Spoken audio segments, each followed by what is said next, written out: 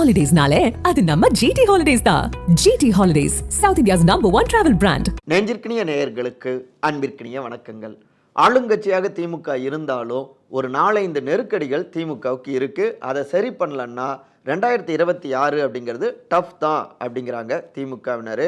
இதை ஒட்டிய உதயநிதி ஸ்டாலின் இந்த பிறந்த நாள்ல இருந்து அடுத்த பிறந்த நாளுக்குள்ளார சிலவற்றை சரி செய்யணும், சக்ஸஸ் பண்ணணும் அப்படின்னு ஒரு புது ஃபார்முலாவையும் கையில் எடுத்திருக்காரு அப்படிங்கிறாங்க. பழைய பிளான் அப்படிங்கிற மாதிரி அது என்ன நடந்துகிட்டு இருக்கு திமுகவில், குறிப்பாக வேட்பாளர்கள் தேர்வை ஒட்டியும் சில நகர்வுகள் இருக்குங்க. இன்னொரு பக்கம் அதிமுக பொதுக்குழு கூட்டத்தை அறிவிச்சிருக்காங்க. அதிமுகக்குள்ளாரையும் நிறைய உள்ளடி வெடிகள் வெடித்த வண்ணம் இருக்கு. இதில் முக்கியமாக எஸ்பி வேலுமணி நயினார் மீட் நடந்திருக்கு. உள்ள எடப்பாடியுடைய ட்விஸ்ட் இருக்கு அப்படிங்கிறாங்க. இந்த பரபரப்பான அரசியல் பின்னணிகள் தான் இன்றைய நம்முடைய விரிவான இளங்கோவன் எக்ஸ்பிளைன்ஸ். நான் உங்கள் சகோ சே த இளங்கோவன். நிகழ்ச்சிக்கு போகலாம். ஷாக் தரும் 5 குடைச்சல்கள், உதயநிதி கையில் எடுக்கும் பிளான், பிறந்த நாள் சபதம். நவம்பர் 27ஆம் தேதி இன்றைய விடியல் சென்னைக்கு எப்படி இருந்ததுன்னா, புயல் வரப்போகுது அப்படிங்கிறத எச்சரிக்கை கொடுக்கிற விதமாகத்தான் இருந்தது. மேகமூட்டங்களோடு இருந்தது. அதே நேரத்தில் மெரினா கடற்கரை பார்த்தோம்னா கூடுதல் ஆர்ப்பரித்தபடி அலைகள் இருந்தது. கடல் கொஞ்சம் கூடுதல் கொந்தளிப்போடு இருந்தது. ஏன்னா புயல் வரப்போகுது அப்படிங்கிறத உணர்த்தியபடி இருந்தது. அதே நேரத்தில் அந்த மெரினா கடற்கரையிலையும் பார்த்தோம்னா இன்னொரு பக்கம் எக்கச்சக்கமான உடன்பிறப்புகள் திரண்டு பரபரப்பை கூட்டியபடி இருந்தாங்க. மறைந்த முன்னாள் முதலமைச்சர்களான பேரறிஞர் அண்ணா அவர்களுடைய நினைவிடம், அப்புறம் கலைஞர் மு கருணாநிதி அவர்களுடைய நினைவிடம், இங்கு எல்லாமே உடன்பிறப்புகள் திரண்டிருந்தாங்க. புரிஞ்சிருப்பீங்க. துணை முதலமைச்சரான திரு உதயநிதி ஸ்டாலின் அவருடைய பிறந்த நாள் 47வது பிறந்த தினம் இன்றைக்கு நவம்பர் 27ங்க. இதை ஒட்டி தான் அங்கே மலர் மாலைலாம் சூடி மரியாதை செலுத்தினார். அதன் தொடர்ச்சியாகவே தன்னுடைய தாய் தந்தையர்கிட்டையும் வாழ்த்துக்களையும் பெற்றிருந்தார். கட்சியில் இருக்கக்கூடியவங்க, இங்கே சென்னையில் இருக்கக்கூடியவங்க அவருக்கு புத்தகங்களை பரிசளித்து தங்களுடைய பிறந்தநாள் வாழ்த்துக்களையும் தெரிவித்தபடி இருந்தாங்க. காலையிலேயே பார்த்தோம்னா நாளிதழ்கள், அப்புறம் எல்லா இடங்கள்லையும் முரசொல்லி, இப்படி எல்லாவற்றிலுமே விளம்பரங்கள் அப்படி குவிஞ்சபடி இருந்தது. இப்படி எல்லா பக்கம் இருந்தும் பாராட்டு மழைகள் பொழிந்தபடி இருந்தாலும் அதை இன்முகத்தோடு ஏற்றுக்கிட்டாலும் உள்ளுக்குள்ளார ஒரு நீண்ட யோசனை உதயநிதி ஸ்டாலினுக்கு இருந்ததுங்க. அதை மறுக்க முடியாது. ஏன்னா இன்னும் 15 மாதங்களே இருக்கு. ஏற்கனவே மிஷன் 200 அப்படின்னு டார்கெட்டையும் ஃபிக்ஸ் பண்ணியிருந்தாங்க. அதற்காக இன்னும் வேகமாக ஓடணும் இல்லையா? ஆனால் சில பல குடைச்சல்களும் இருந்த வண்ணம் இருக்குங்க. முக்கியமாக பிரதானமான எதிர்க்கட்சியான அதிமுக, அவங்க உள்ளுக்குள்ளார நிறைய பஞ்சாயத்துகள் ஓடிட்டு இருக்கு. கள ஆய்வுக்குழு கூட்டம் கலவர கூட்டமாக தான் மாறி இருக்கு அப்படின்லாம் கமெண்ட் பண்ணுறாங்க. அந்த மாதிரி இருந்தாலும் கூட திமுக இல்லைன்னா மாற்றுனா மக்களுடைய மனநிலையில் முதல்ல வரக்கூடிய கட்சி அதிமுக தான். அவங்களும் தொடர்ந்து அவ்வப்போது போராட்டங்கள், ஆர்ப்பாட்டங்கள் இவை எல்லாவற்றையும் தீவிரப்படுத்துகிறாங்க. சட்டம் ஒழுங்கு பிரச்சனை அப்படின்லாம் அதை கையில் எடுத்திருக்காங்க. 1. 2வது, இப்போ லேட்டஸ்டாக பாமக அவருக்கு வேற வேலை இல்லைங்க அப்படின்னு முதலமைச்சர் திரு மு க ஸ்டாலின் சொன்னதை ஒட்டி பாமக தீவிரமாக திமுகவுக்கு எதிரான போராட்டங்களை முன்னெடுத்துட்டு இருக்காங்க. பல இடங்கள் ஆர்ப்பாட்டங்கள் செய்து கைதும் ஆகியிருக்காங்க. அவங்களோடு கை கோர்த்திருக்கிற பாஜக. 3வதாக புதிதாக களத்துக்கு வந்திருக்கிற திரு விஜய் அவருடைய தமிழக வெற்றி கழகம்.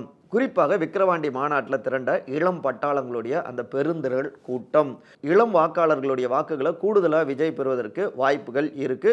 குறிப்பாக வட மாவட்டங்கள் இங்கெல்லாம் கூடுதல் செல்வாக்கும் இருக்கு அப்படின்னு ரிப்போர்ட்டுகள் போயிருக்கு திமுகவுக்கும். திமுக அதிக அளவில் வெற்றி வாய்ப்பு பெற்ற மாவட்டங்கள்னு பார்த்தோம்னா குறிப்பாக வட மாவட்டங்கள் தான். ஸோ தங்களுடைய ஓட் பேங்க்லேயே விஜய் கை வைக்கிறாரு. இதை கவனிக்கணும். இது ஒரு முக்கியமான நெருக்கடி, குடைச்சல். 4வதாக சொந்த கூட்டணியில் இருக்கக்கூடிய கூட்டணி கட்சிகள். இப்போ காங்கிரஸும் தெரிவிச்சிருக்காங்க கூட்டணி இல்லாமல் எந்த கட்சியும் ஆட்சி அமைக்க முடியாதுன்னு. குறிப்பாக மார்க்சிஸ்ட் கம்யூனிஸ்ட் கட்சி மாநில செயலாளர் தோழர் பாலகிருஷ்ணன் அவர்கள் அதிமுகவும் சரி திமுகவும் சரி கூட்டணி பலம் இல்லாமல் அவங்களால வெற்றி பெற முடியாது தேர்தலில் அப்படின்னு அழுத்தமாக இப்போ பேசியிருக்காரு. ஏற்கனவே அவ்வப்போது கூட்டணிக்குள்ளார சில விஷயங்களை கையில் எடுத்து தீவிரமாக களமாடி இருக்காங்க கூட்டணி கட்சிகள். குறிப்பாக மார்க்சிஸ்ட் கம்யூனிஸ்ட் கட்சி, அப்புறம் விசிக, அவங்கெல்லாம் இந்த நிலையில இந்த கருத்தும் கூடுதலாக திமுக தலைமையை யோசிக்க வச்சிருக்கு. கூட்டணி கட்சிகள் சப்போர்ட் பண்ணலைன்னா உங்களால ஜெயிக்க கூட முடியாதுங்கிறது தான் அவங்க பதிவு செய்கிறாங்க. அப்போ இதன் மூலமாக நாங்கள் இல்லாமல் உங்களால் வெல்ல முடியாது, ஆட்சியும் அமைக்க முடியாது, அதனால் கூடுதல் தொகுதிகளை எங்களுக்கு கொடுக்கணும் அப்படிங்கிற ஒரு டிமாண்ட் பாலிடிக்ஸ் அதுக்குள்ளார இருக்கு. தேர்தல் நெருங்க நெருங்க கூட்டணி கட்சிகளுடைய அழுத்தங்களும் அதிகமாக இருக்கும். அவங்களுக்கும் நிறைய ஆப்ஷன்ஸ் இருக்கு. ஆளுங்கட்சியினா வேற பக்கம் போவதற்கு வாய்ப்புகள் நிறைய இருக்கு. ஸோ இதுவும் ஒரு முக்கிய நெருக்கடியா இருக்கு. இதற்கடுத்து உட்கட்சிக்குள்ளார நிர்வாகிகளுடைய செயற்பாடுகள், நிறைய பேர் சரியாக வேலை பார்த்தாலும் ஒரு சில மாசேக்கள், ஒரு சில பதவியில் இருக்கக்கூடிய நிர்வாகிகள் அந்த அளவுக்கு ஆர்வம் காட்டல. இது ஒரு முக்கியமான குடைச்சலாக இருக்கு. இதற்கடுத்து பதவிகள் இருக்கக்கூடியவர்கள் எம்பிக்களாக எம்எல்ஏக்களாக இருக்கிறவங்க, அவங்களுக்கும் கட்சி பதவிகளில் இருக்கக்கூடியவங்களுக்கும் இடைவெளி சமீப காலமாக அதிகரிச்சிருக்கு. குறிப்பாக எம்பிக்கள் எம்எல்ஏக்கள் சிலர் பதவியில் இருக்கும் அப்படிங்கிறதாலேயே கட்சி பதவியில் இருக்கிற நிறைய பேரோட மாசேக்களோடு பெருசாக ஒத்துழைப்பு கொடுக்கறது இல்லை அப்படின்னும் ரிப்போர்ட்டுகள் தலைமைக்கு பறந்துருக்கு. இதை ஒட்டி தான் நாடாளுமன்ற குளிர்கால கூட்டத்தொடரில் நம்முடைய எம்பிக்கள் எப்படி செயல்படணும், என்ன விஷயங்களை பகிர்ந்துக்கணும் அப்படிங்கிறத ஒட்டி முதலமைச்சர் திரு மு.க. ஸ்டாலின் திமுக எம்பிக்களுக்கு லேட்டஸ்டாக சில ஆலோசனைகளும் கொடுத்திருந்தாரு. அதில் மக்களோடு நீங்கள் தான் நெருக்கமாக இருக்கீங்க, தொடர்பில் எப்பயும் இருந்துட்டு இருக்கீங்க, அதனால் கூடுதல் நெருக்கத்தை மக்கள்கிட்ட காட்டுங்க, 2 மாதங்களுக்கு ஒரு முறை உங்களுடைய செயற்பாடுகள் எல்லாவற்றையும் ஒரு ரிப்போர்ட்டாக தயார் செய்து தலைமைக்கு அனுப்பி வைங்க, உங்களுடைய செயற்பாடுகளை தனியாக தலைமையும் எங்களுடைய அந்த குழு மூலமாக சீக்ரெட் குழு மூலமாக கண்காணிச்சுக்கிட்டே இருப்போம், ஸோ கவனம் அப்படின்னும் அட்வைஸும் கொடுத்துருந்தாரு. அதில் முக்கியமாக நம்முடைய கட்சியை பொறுத்த வரைக்கும் எம்பி எம்எல்ஏக்கள் இவர்களுடைய பதவிகளை விட மிக முக்கியமானது நம்முடைய கட்சியுடைய மாவட்ட செயலாளர் அப்படிங்கிற அந்த பதவி. அதனால் மாசேக்களுக்கு உரிய மரியாதை கொடுக்கணும், அவங்களுடைய செயற்பாடுகளுக்கு ஒத்துழைப்பு கொடுக்கணும். குறிப்பாக நீங்கள் ஏற்பாடு செய்கின்ற நிகழ்ச்சிகளில் அவங்களையும் பங்கேற்க செய்யணும். அது மட்டும் இல்லாமல் கட்சியில் ஒன்றிய பகுதி பேரூர் கழக செயலாளர்கள் இப்படி அனைத்து மட்டத்தில் இருக்கக்கூடிய பொறுப்பாளர்கள் அனைவருக்கும் உரிய மரியாதை நீங்கள் கொடுக்கணும். அவங்க கேட்பதையும் உங்களுடைய அதிகாரத்துக்கு உட்பட்டு நீங்கள் கட்டாயம் செய்து கொடுக்க வேண்டும் அப்படின்னு எக்கச்சக்கமான அட்வைஸை கொடுத்துருக்காரு முதலமைச்சர். இதெல்லாம் கேட்ட உடனே சிலருடைய முகத்தில் ஆடலை, அந்த அளவுக்கு கரார் காட்டியிருக்கு இல்லையா தலைமை. இந்த பிரச்சனைகள்லாம் சரி செய்யணும் அப்படிங்கிறதுக்காக தான். ஏன்னா இந்த 5-6 குடைச்சல்கள் நெருக்கடிகள் தங்களுடைய டார்கெட்டுக்கு தடையாகிடுமோ, 200க்கு தடையாகிடுமோ அப்படின்னு தான் இப்படியான ஆக்ஷன்கள்லையும் இறங்கியிருக்கு திமுகவுடைய தலைமை. அடுத்து எம்பிக்களுக்கு இப்படி அட்வைஸ் கொடுத்தாச்சு, மாவட்ட செயலாளர்களுக்கும் அட்வைஸ் கொடுக்கணும் இல்லையா, அவங்களும் ஒத்துழைப்பு கொடுக்கணும் இல்லையா. நிறைய மாவட்டங்களில் சிறப்பாக செயல்பட்டாலும் கூட ஒரு சில மாவட்டங்களில் கொஞ்சம் சோர்வாகத்தான் இருக்காங்க மாவட்ட செயலாளர்கள். அவங்களுடைய லிஸ்டெல்லாம் தனியாக ஏற்கனவே தனியார் இவங்களுக்காக இருக்கக்கூடிய அந்த நிறுவனம் எடுத்து கொடுத்துருச்சு. தலைமையுடைய டார்கெட் லிஸ்ட்டில் சவுத்து நார்த்து வெஸ்ட்டு அப்படின்னு எங்கும் பாக்கி இல்லாமல் சுமார் 8 மாவட்டங்கள் டார்கெட் லிஸ்ட்லையும் இருக்காங்க. அவங்களுடைய ரேங்க் கார்டும் தலைமையுடைய டேபிளுக்கு போயிருக்கு. இப்போ சட்டமன்றம் கூட இருக்குது டிசம்பரில். அந்த கூட்டம் முடியறதுக்குள்ளார தங்களை வேகப்படுத்திக்கணும், இல்லைன்னா தை பிறக்கிற நேரத்தில் சிலருடைய பதவிகள் பறிக்கப்படலாம் அப்படின்னும் கூடுதல் எச்சரிக்கையும் தலைமையால் கொடுக்கப்பட்டிருக்குங்க. அதோடு இந்த தை மாதத்திலிருந்து அந்த புதிய ஃபார்முலாவையும் அமல்படுத்தலாமா அப்படின்னும் யோசனைகள் போயிட்டுருக்கு. என்ன புதிய ஃபார்முலா அப்படின்னா, அன்றைக்கு 1960கள் காலகட்டத்தில் எப்படி மறைந்த முன்னாள் முதலமைச்சரான கர்ம வீரர் காமராஜர் அவருடைய காலத்தில் கேப் பிளான் அப்படின்னு ஒன்று கொண்டு வந்தார் இல்லையா.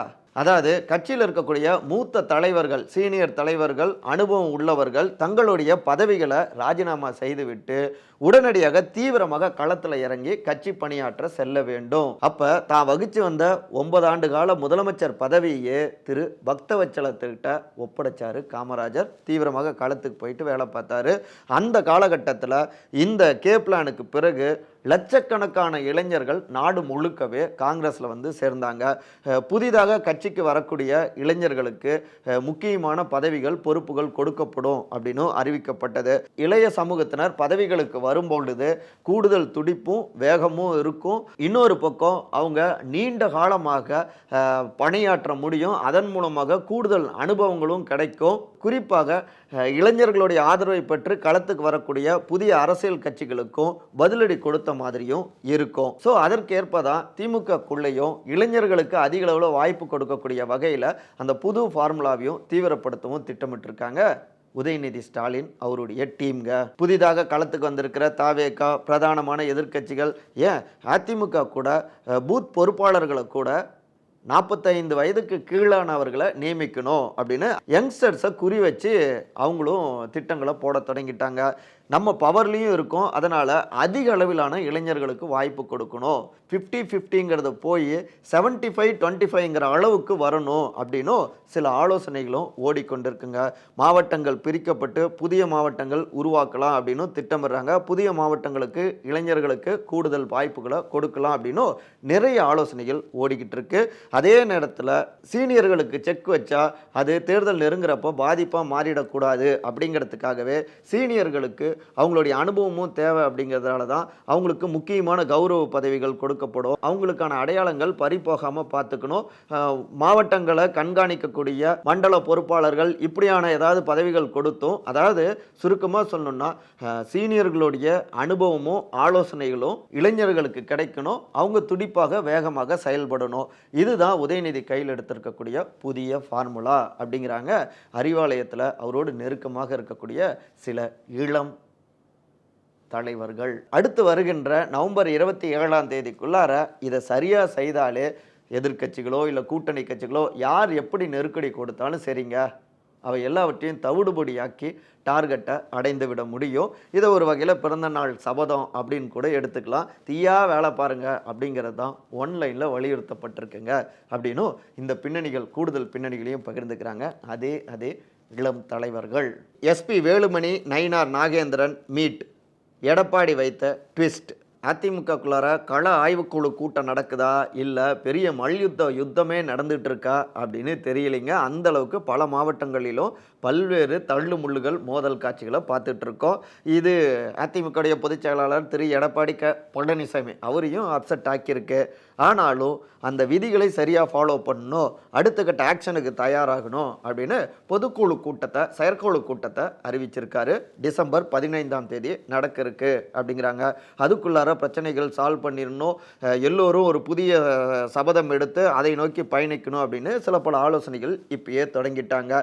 இந்த நேரத்தில் தான் முன்னாள் அமைச்சரான திரு எஸ்பி வேலுமணி, பாஜகவுடைய சட்டமன்ற உறுப்பினரான திரு நயினார் நாகேந்திரன் இவர்களுடைய மீட் ஒரு சலசலப்பை உருவாக்கியிருக்குங்க. அது என்னன்னாங்க, நெல்லையில் கட்சி நிர்வாகிகளுடனான ஆலோசனை கூட்டம் முடிஞ்ச பிறகு தன்னுடைய நெருக்கமான குடும்ப நண்பரான திரு நயினார் நாகேந்திரன் அவருடைய வீட்டுக்கு போய் தன்னுடைய மகனுடைய திருமணத்துக்கான அழைப்புதலை கொடுத்துட்டு வந்தார் எஸ்பி வேலுமணி.